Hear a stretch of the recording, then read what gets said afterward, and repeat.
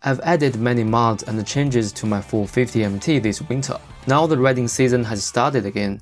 It's time to take it out for a proper shakedown ride. Although things didn't turn out as pleasant as I hoped.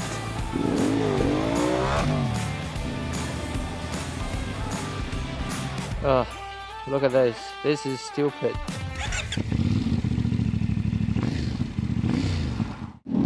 Alright guys, welcome back to the channel. I'm almost at the Westwind ferry today. The challenge or the adventure will be just taking the Wheelbarrow Rage Trail. I won't take this chance to just get myself familiar with the weight of the luggage. Alright, did you hear that pop? This exhaust system worked better than I expected. The new full system exhaust has the cat deleted, so the overall feeling is running a bit rich. When I downshift or release the throttle when I'm under the heavy acceleration, there's a nice pop. I've got my suspension tuned with the actual weight. Funny enough, I've dialed the rear suspension a little bit stiff, but the front suspension all the way to the top.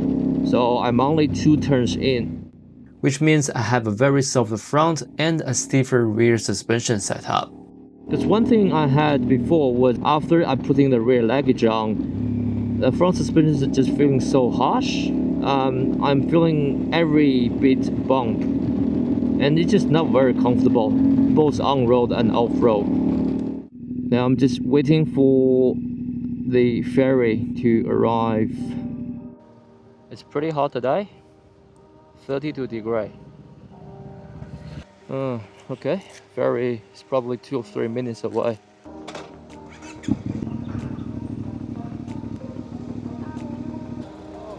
Let's go in. Where are you guys heading? I don't know.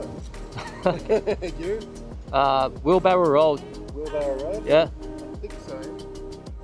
So they were heading to the same road as I do, so I decided to tag along and trying to stay close to those bigger adventure bikes. I hope I know where I'm going. Yeah. I'll follow you. I'm following a African Twin and the T7.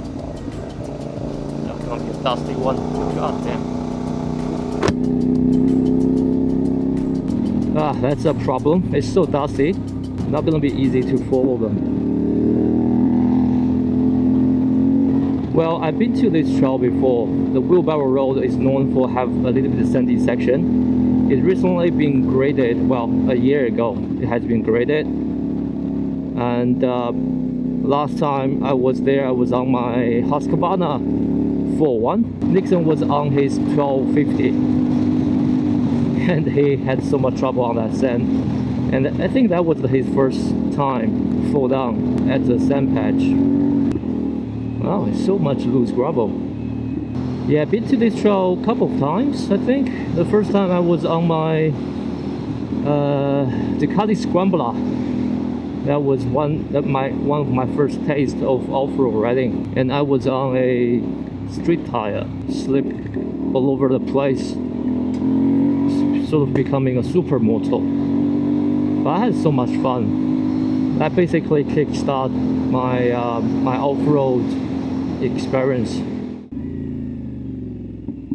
All right, trail start here. I was slightly worried about my tires. They are not great for sand. Yeah. Oh, good. And with the added weight of my luggage, uphill climbs wouldn't be fun. We are a little bit sandy patch.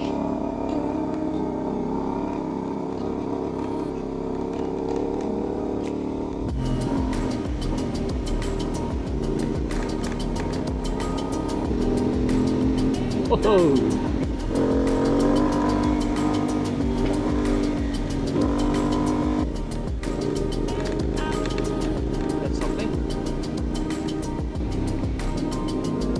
I don't know how they did it. Skinny tire, no suspension, it doesn't bother them at all. What worries me the most is incoming traffic. I mean, most of the corners are blank corner. I won't be able to see them coming. So I'll just make sure I'm keeping on the right side of the road. Even after saying that to myself, I still didn't quite follow my own advice.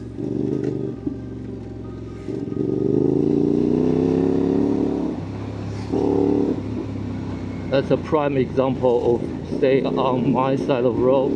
I was in the middle, I was wrong. I'm not sure if you can hear the exhaust.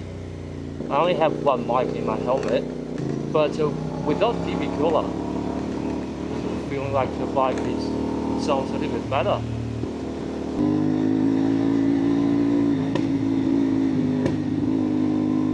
I caught up with the Africa Twin and the T7, but then I decided to drop back, just now to get dusted.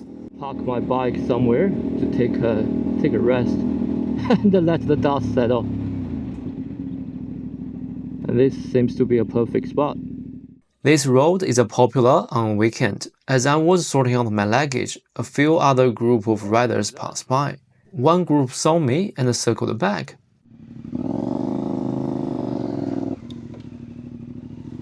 Well, that's what I mentioned earlier. A very popular road. Running to some of my mates. They are doing the same route.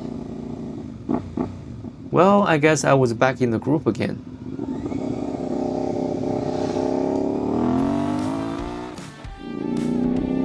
Well, I'll let others pass me. It was always nice to get some action shot when following others. He's on his stock tire. Honda Transil. I think that he's on the stock tires as well.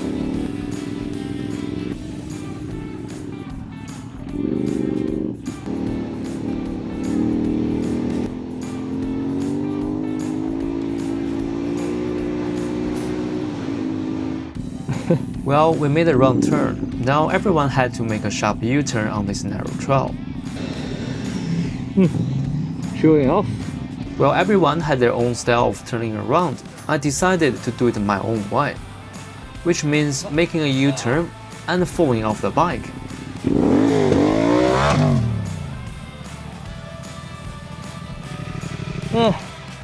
Before anyone noticed, I tried to lift the bike on my own. Well, leg day definitely paid off. I got it back up. And I just hope no one saw that. But later they told me they all did. Back on the trail.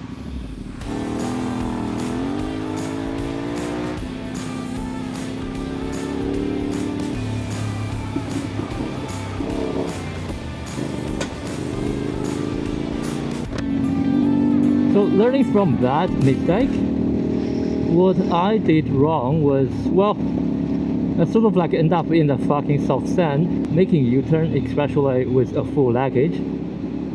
That's something I really need to do or practice, because I'll probably do these things quite often and I will drop my bike more than I wanted. Well, one thing I do like about riding solo is I don't have to follow anyone to follow their dust. So I made two mistakes today. One was washing my bike in the night before, and the second was not keeping my distance. I think they are doing a smart decision, just keep the distance, because honestly this dust is really killing me now.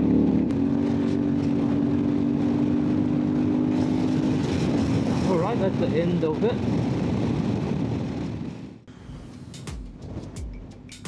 We made it to my usual spot, and I was glad we stopped here.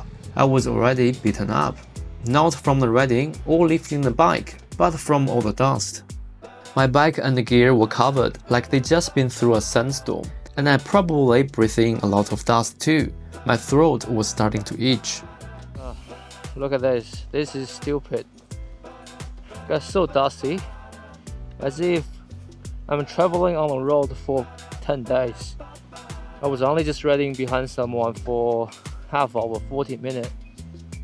A few riders come over to check out my setup. Rear rack alone is worth getting. This one is pretty good, and obviously you want to keep the weight lower and closer to you, or make the riding a little bit better. The weather started to change and the wind picked up.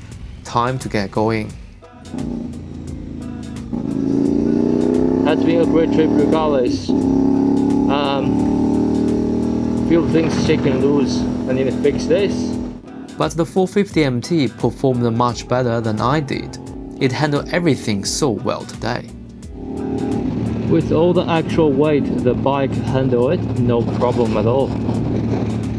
Twisty, easy stuff.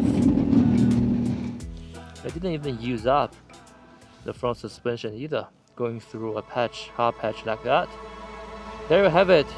Even with the full gear, the bike still handled perfectly. I can see the cloud building up. The weather changed very quick.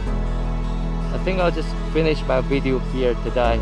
Yeah, thank you for watching. If you haven't, please like and subscribe, and I'll see you on the next adventure. In the next episode, I headed into the Blue Mountain again, all the way to the top. Go through this before becoming muddy. I took on rougher trail, trying to outrun the rain.